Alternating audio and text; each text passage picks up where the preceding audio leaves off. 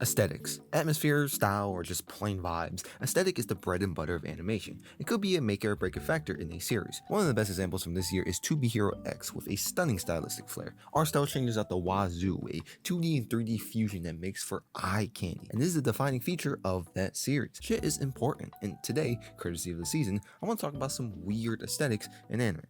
Odd Taxi is an odd anime. It was released in the spring of 2021. Alongside Tokyo Revengers, Demon School Rumicon, Eden Zero, My Hero, and you want to know what all these anime have in common? They're all pretty standard anime. They fall very neatly into the medium. But Odd Taxi subverts every expectation you could have of it. It is a sleepy, ominous thriller mystery full of a bunch of different personalities. We got an idol group, corrupt cops, failed comedians, simps, and gacha-obsessed losers alike, all which tie into this perplexing disappearance of a middle school girl. It's sold and delivered in this melancholic Night Owl City backdrop, the film grain, the snooping, almost spy-esque music, and the wildly varying dialogue that is sometimes cutthroat and ambiguous, and other times feeling trivial, yet layered with some spark of importance, gives this anime this shadowy aesthetic, as if at any point in time, a big revelation could happen that would make every clue shown click, even the ones you didn't catch. But obviously, the elephant in the room, as you've seen in the background here, is that they're all animals. Now, as anime fans, we're not exactly accustomed to anthropomorphism. The aesthetic has its negative stigma. I know people who have refused to watch Beastars, an absolutely incredible anime, simply because it's the furry anime. And so I imagine most people watching this are going to be turned off from this one. And for the people that are willing to push through it, you're going to try to find a reason why these characters aren't human. And that is where Odd Taxi tricks you, because for the vast majority of the anime, shit isn't even mentioned. It's not important at all. The anime sells its furry aesthetic as exactly that, just an aesthetic, just a stylistic choice. Maybe to emphasize certain character traits or establish a power dynamic, but nothing that interferes with the story. And when the crazy reveal happens that it actually does play a part in the major plot, I was fucking shell shocked. I can't in good faith spoil what exactly that twist is, but just understand that it truly is fucking bonkers. It's a weird aesthetic choice that actually plays a role in the story, and for that, I think it's super dope. Sonny Boy is a weird anime.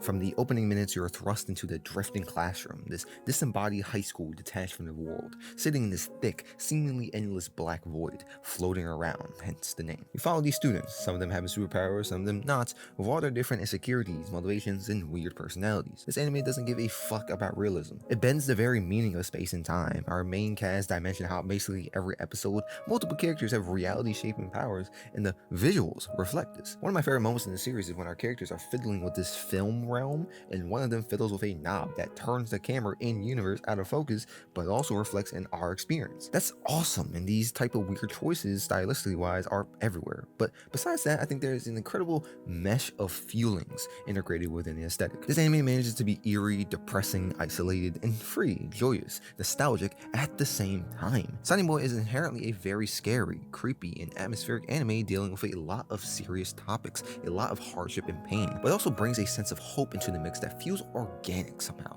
even despite the wackiness of it all. The aesthetic truly embodies that. Sometimes we have these sprawling scenes where the word empty isn't even void enough to describe the isolation displayed, accompanied by these dissonant background tracks. And other times we have this.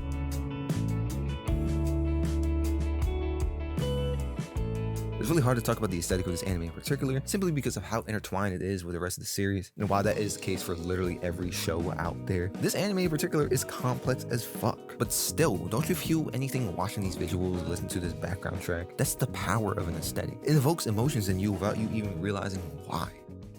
Last up on the chopping block is JoJo. Araki has a particular aesthetic, and it makes JoJo one of the most iconic and recognizable works I've ever seen. For one thing, these gotta be the nuttiest character designs in anime ever. Jotaro's shoulders are the length of the Grand Canyon. Polnareff got the most chopped cut in history. Half the cast of Golden Wind got their clavicles out at all times, and this motherfucker is a I don't even remember his name, yet he's been living in my head rent-free. Now, is there a metaphysical, generational, boundary-breaking reason for these outlandish designs? Probably not, honestly. Probably not. You can probably argue it like with, Made in Heaven or whatever, but for me, at the very least, it is memorable to no end. The designs of the stands, the designs of these goofy ass faces, and the poses, the fucking poses. Plus, just on a conceptual level, the aesthetics are awesome.